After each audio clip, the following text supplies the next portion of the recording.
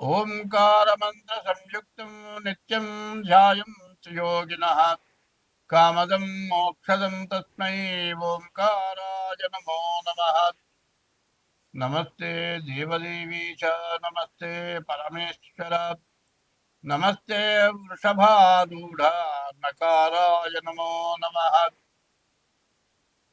మహాదేవం మహాత్మానం మహాపాతకనాశనం మహాపాపహరం వందే మకారాయ నమో నమః.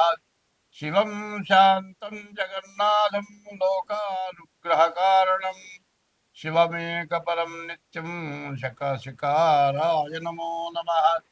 వాహనం వృషభో యశ్చ వాసుకీ కంఠభూషణం వామే శక్తిధరం వందే మకారాయ నమో నమః.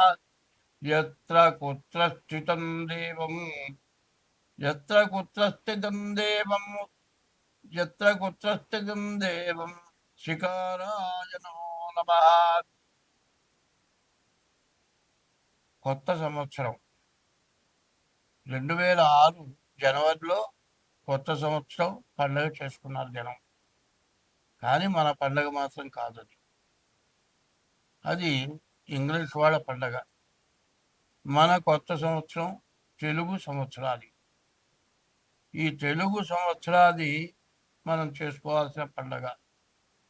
ఈ తెలుగు తిరగదిప్పాల్సి వచ్చింది. తెగులు సంవత్సరాది. తెలుగుకి తెగులు పుట్టింది. ఎందుకంటే చదువుకునే పిల్లలు ఇంగ్లీష్లో తప్పితే తెలుగు రాయటం చేత కాదు, తెలుగు చదవటం చేత కాదు. అసలు తెలుగు అంటే, తెలుగు సంవత్సరం అంటే ఎందుకు ఈ పండగ, అసలు తెలుగు సంవత్సరాది పండగ చేసుకోవటం అంటే ఏమిటి, మరి ఎందుకు చేసుకోవాలి, తెలుగు సంవత్సరాది పండగ చేస్తే మనకు వచ్చే ప్రయోజనం ఏమిటి అనేది మనం తెలుసుకోవాలి. మరి ఇంగ్లీష్ సంవత్సరాలు అంటే డిసెంబర్ నెల రాత్రి 12 గంటలప్పుడు పండుగ చేస్తున్నారు, అర్ధరాత్రి పూట. ఇది మనం ఉదయం సూర్యోదయం చేస్తున్నాం. ఇది మనం చేసే పండుగ చాంద్రమానం, సూర్య చంద్రులతో కూడుకున్న పండుగ. ఇది ఉగాది అంటారు. సంవత్సరాది ఉగాది. మామూలుగా మాట్లాడితే ఉగాది తెలుగు సంవత్సరాది అంటారు. సంవత్సరం మొదలు సంవత్సరాది. కానీ ఇది యుగాది. యుగాది అంటారు. యుగం ఆది, యుగం మొదటి రోజు. ఇది ఈ యుగాది ఎట్లా ఉంటుంది. ఇప్పుడు మనకు వచ్చే యుగాది ఏమిటంటే 2026 సంవత్సరం మార్చి నెల 19వ తారీఖు యుగాది వచ్చింది. యుగ ఆది, యుగానికి ఆది మొదటిది. అది ఆ యుగాది పండుగ మనం చేసుకుంటున్నాం. ఈ సంవత్సరం పేరు ఏమిటంటే పరాభవ నామ సంవత్సరం. పరాభవ అంటే ఏంటి? పరుల చేత వంచింపబడటం పరాభవం. మరి ఇతరుల చేత వంచింపబడే పేరుగా కనబడుతుంది పరాభవ నామ సంవత్సరం. ఇప్పుడు మన భారతదేశానికి కూడా అదే సమస్య తయారైంది. మరి ఈ భారతదేశం ఎటువంటిది? ఈ భారతదేశం ఎట్లాంటిదంటే ఎప్పుడు కూడా దైవాన్ని నమ్ముకున్నటువంటి వ్యక్తులు, దైవం మీద నమ్మకం ఉన్నవాడు, మంచి మీద నమ్మకం ఉంది. మన నుంచి ప్రతి జీవరాశిని కూడా దైవంతో సమానంగా చూస్తున్నాం. 84 లక్షల రకాల జీవరాశులు ఉన్నాయి. ఈ 84 లక్షల జీవరాశుల్లో కూడా ఆకాశంలో తిరిగేవి 21 లక్షలు. భూమి పైన చెట్లతో సహా 21 లక్షలు. భూమిలో కుప్పల 21 లక్షలు. సముద్రంలో 21 లక్షలు. 21 84 లక్షల జీవరాశులు. మన ఈ భారతదేశంలో ఉన్నటువంటి ఈ హిందూ సాంప్రదాయం యొక్క లక్షణం ఏంటంటే ఏ జీవరాశిని కూడా హింసించడం మన ధర్మం కాదు. హింసకి దూరంగా ఉండటమే మన ధర్మం. మరి హింసకి దూరంగా ఉండటం అనేది శాకాహారం తింటమే జరుగుతుంది. శాకాహారం కూడా ఒక రకంగా హింస. ఎందుకంటే ఒక పండు ఉంది, దాని విత్తనం వేస్తే మొక్క వస్తుంది. మొక్క వచ్చిందంటే జీవం ఉన్నట్టే. మరి మన హిందూ ధర్మంలో పండి రాలిపోయిన ఆకులు తింటే హింసకి దూరంగా ఉన్నట్టు. అటువంటి మనస్తత్వం గల మరి మతం మన హిందూ మతం.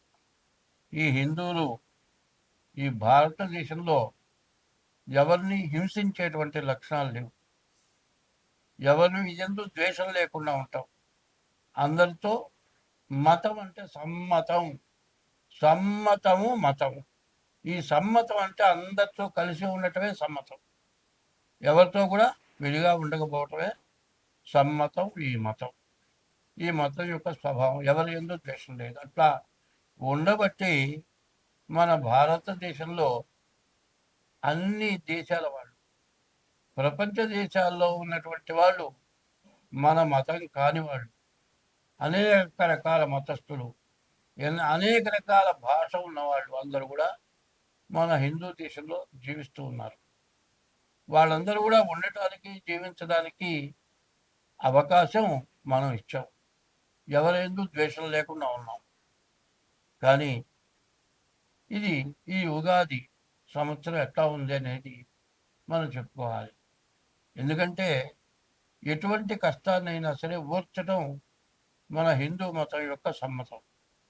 ఎట్లా ఉంది అంటే మన దేశానికి వచ్చి, ఇక్కడ జీవితం బతకడానికి వచ్చి, మన మీద మనల్ని ఇబ్బంది పెట్టి, మన పరిపాలన పోగొట్టి వాళ్ళ పరిపాలన వచ్చి మనల్ని హింసించినా కూడా వాళ్ళని ద్వేషించలే మనం. కానీ ఎవరు ఎంతమంది మనల్ని ఇబ్బంది పెట్టినా చివరికి వాళ్ళ తప్పు వాళ్ళు తెలుసుకునేట్టుగా చేసిన మతమే ఈ హిందూ మతం. ఈ మతం యొక్క లక్షణం ఇది. ఈ హిందూ మతంలో యుగాది సంవత్సరం, ఈ యుగాది అనేది ఎట్లా ఉంది, ఈ యుగాదికి ఏం చేయాలి, ఈ యుగాది ఎట్లా చేయాలి?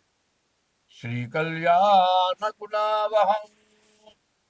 అందరూ ఏ మతస్థులు కానీ ఎవరైనా కానీ అందరూ సుఖంగా సంతోషంగా ఉండటం, ఆనందంగా ఉండటం. ఆనందం కలగాలంటే వాళ్ళ ఇంట్లో ఏదో మంచి కార్యం, ఓ పిల్లవాడు పుట్టడం, ఓ పెళ్లి జరగటం, లేకపోతే ఉద్యోగం రావటం, ఏదో ఆనందమైంది, అది కళ్యాణం. శ్రీకళ్యాణ గుణావహం. రిపుహరం. మనకు శత్రుత్వం లేకుండా అందరితో ఉండటం, రిపుహరం. దుస్వప్న దోషాపహం. మనకు కళలు వస్తుంటాయి రాత్రిపూట. వచ్చిన కళ ఎట్లా ఉంటుందంటే నిద్ర లేచి మెళుకు వచ్చిన తర్వాత కూడా నిజంగా జరిగినట్లే. ఎట్లా ఉంటుంది? మన ఇంట్లో ఎవరో ఒకరు చచ్చిపోయినట్టుగా కళ వచ్చిందనుకోండి, లేచిన తర్వాత వాళ్ళని చూసిన దాకా కూడా వాడు బతికుని లేదు, చచ్చిపోయినారు అనుకుంటాం, అంత భయపడతాం. దుస్వప్న దోషాపహం. గంగా స్నాన విశేష పుణ్యఫలదం. ఈ ఉగాది రోజున గంగా స్నానం చేసిన ఫలితం రావాలి. గోదాన తుల్యం రుణం. దూడతో కూడిన గోవులు దానం ఇచ్చిన ఫలితం వస్తుంది. ఈ ఉగాది రోజున ఎటువంటిది మనకు శుభకార్యాలు జరుగుతాయి. తర్వాత గంగా స్నానం చేసిన విశేషమైన పుణ్యం వస్తుంది. గోవుని దానం చేసిన ఫలితం వస్తుంది. ఆయుష్ పెరుగుతుంది. ఆయుర్వృద్ధికరం, శుభకరం. మంచి సంతానం కలుగుతారు. సంతాన సంపత్ప్రదం. నానా శాస్త్ర సుసాధనం. అనేక శాస్త్రాలు ఉన్నాయి. ఏ ఒక్క శాస్త్రం పూర్తిగా చదవటం కూడా చాలా కష్టం.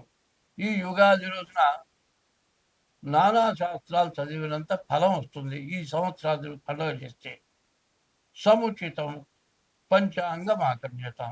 ఈ పంచాంగం వింటే ఇవన్నీ వస్తాయి. ఈ పంచాంగం ఎట్లా ఉంటుంది?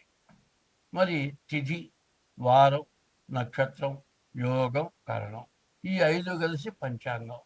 ఈ పంచాంగ శ్రవణం ఈ సంవత్సరాది పండుగ రోజున మనం చేస్తున్నాం. ఈ సంవత్సరాది పండుగ ఎందుకు చేస్తున్నాము అనేది ఇట్లా చేసినట్లయితే మనకు ఏ గ్రహ దోషాలు ఉన్నా కూడా ఈ దోషాలన్నీ మనకు పోతాయి. అయితే ఈ పండుగ రోజు మన ఇష్ట దైవాన్ని పూజిస్తున్నాం. పూజించి వేప పూతతోటి ప్రసాదం చేస్తున్నాం. ఈ వేప పూత తీసుకొచ్చి వేప పూత మామిడికాయ, మరి చింతపండు రసం లేకపోతే తేనె, మరి మామిడికాయ, మరి మామిడికాయ, వేపపూత, చింతపండు, తేనె, బెల్లం, ఇవన్నీ కూడా 5 రకాలు. చేదు, పులుపు, వగరు, తీపి. మరి ఈ 5 రకాలు షడ్రుచులు అంటారు. 6 రుచులు ఇందులో నీళ్లు కూడా కలుస్తున్నాయి. 6 రుచుల పదార్థాలను పెట్టి నివేదన పెట్టి దేవుడికి ఆ ప్రసాదం మనం నోట్లో వేసుకున్నాం. ఆ నోట్లో వేసుకుని జల్లు అంటుంది ఒళ్ళు. ఎందుకంటే ఎటువంటి కష్టానికి, ఎటువంటి సుఖానికి కూడా దడవకుండా మేము ముందుకు వెళ్తాము అని చెప్పుకోవటానికే ఈ వేపపూత ప్రసాదం. దేవుడు పూజ చేసి వేపపూత ప్రసాదం తింటున్నాం. అయితే ఈ సంవత్సరం ఫలితం ఏమిటి మనం తెలుసుకోవాలి.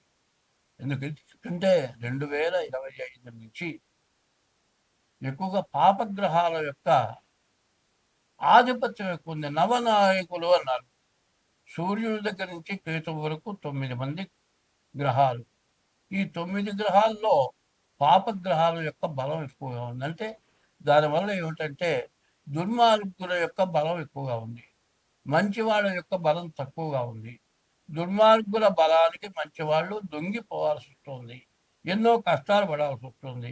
ఇట్లా జరగడానికి కారణం ఏమిటో మనం ముందుగా తెలుసుకుందాం. ఇప్పుడు గురువారం 2026 మార్చి నెల 19వ తారీఖు గురువారం రోజు యుగాది వచ్చింది. ఏ వారం వచ్చిందో ఆ వారం గురువుకి సంబంధించిన వారం కాబట్టి గురువు రాజు అయినాడు. తర్వాత మంత్రి కుజుడైనాడు. తర్వాత సేనాధిపతి చంద్రుడు, మరి సస్యాధిపతి శుక్రుడు, ధాన్యాధిపతి కుజుడు, అర్ఘ్యాధిపతి చంద్రుడు,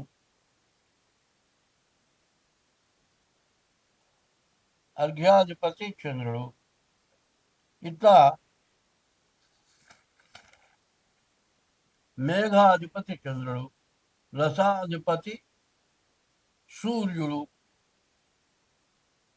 నీరసాధిపతి శుక్రుడు. ఇట్లా ఈ 9 గ్రహాలు మనకు వచ్చినాయి. ఈ 9 గ్రహాల యొక్క ఆధిపత్యం వచ్చింది. దీనివల్ల మనకు వచ్చే ఫలితం ఏమిటి? గురువు రాజు అవటం చేత, గురువు బ్రాహ్మణ జాతి గ్రహం కాబట్టి ఎవరు ఏం తప్పు చేసినా వాళ్ళ మంచే కోరుతారు. ఇప్పుడు రాజు యొక్క స్వభావం ఏంటంటే చెప్పిన మాట విని దండెత్తడం జరుగుతుంది, అన్ని కళ్ళతో చూస్తుందా. కానీ రాజు గురువు అవటం చేత బ్రాహ్మణ జాతి గ్రహం అయిన తర్వాత ఎవరు ఏది చెప్పినా కూడా దాన్ని విచారించి వాళ్ళని మరణశిక్ష వేసే వాళ్ళని కూడా మరణశిక్ష వేయకుండా వాళ్ళ తప్పేదో తెలియచేసి వాళ్ళని బాగా చూడటం, ప్రపంచాన్ని చక్కగా పరిపాలించటం రాజు అయినటువంటి గురువు యొక్క లక్షణం. ఈ సంవత్సరం రాజు గురువైనాడు. ప్రజలంతా కూడా సుభిక్షంగా, ఆనందంగా, సుఖంగా, సంతోషంగా బతకటానికి మంచి అవకాశం ఒకటి కనపడుతుంది. అయితే కష్టాలు ఎన్నైనా రావచ్చు. అన్ని కష్టాలను కూడా తప్పించుకొని రాజు గురువు అవటం చేత మనంతా కూడా సుఖంగా, సంతోషంగా ఉంటాం. మంత్రి కుజుడు. ఈ కుజుడు రక్త సంబంధమైన వాడు. దీనివల్ల ఈ మంత్రి కుజుడు అయితే కలహాలు, తగాదాలు, యుద్ధాలు, అగ్ని భయం, దొంగల భయం, వర్షాలు మధ్య మధ్యగా కురుస్తాయి, ధాన్యాదులు అన్నీ కూడా ప్రతివి కూడా ధరలు పెరుగుతాయి, లోహాలు కూడా ధరలు పెరుగుతాయి. మరి ప్రతి వస్తువులు కూడా ధరలు పెరగటం ఇదొక పద్ధతి మంత్రి వల్ల వస్తుంది. తర్వాత మూడో వాళ్ళు ఎవరు? చంద్రుడు. ఈ చంద్రుడికి దాదాపు 3 ఆధిపత్యాలు వచ్చినాయి. ఈ చంద్రుడు కూడా బ్రాహ్మణ గ్రహం. మూడో వాడు సేనాధిపతి చంద్రుడు.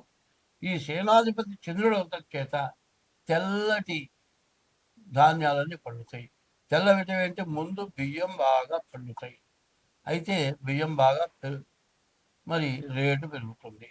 బంగారం, పెట్రోలు, వెన్న, నెయ్యి, పంచదార, నూలు వస్త్రాలు ఇవన్నీ కూడా బాగా ధరలు పెరుగుతాయి. తర్వాత 4వ వాడు సస్యాధిపతి. 2026 సంవత్సరం 9వ రాశి ధనస్సు రాశి.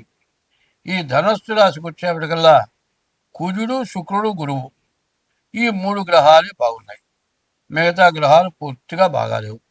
కుజుడు వల్ల మీరు ఆస్తులు కొనుక్కోవడానికి అవకాశం ఉంది. శుక్రుడు వల్ల వివాహాది శుభకార్యాలు జరుగుతాయి. గురువు వల్ల విద్యా ఉద్యోగం బాగుంది. రాహు వల్ల మీకు రావాల్సిన డబ్బులు వస్తాయి. కానీ ఉన్న వాటిల్లో కల్లా మరి 4 గ్రహాలు బాగున్నాయి, గ్రహాలు బాగాలేదు. వ్యాపారస్తులకు పూర్తిగా ఇబ్బందిగా ఉంది. మోటార్ ఫీల్డ్ వాళ్ళకి బాగుంది.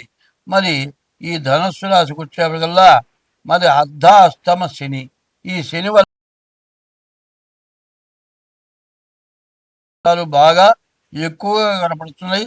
అనుకోని అనవసరమైన దండగమారి ఖర్చులు వచ్చే ఆదాయం కంటే 3 రెట్లు దండగమారి ఖర్చు.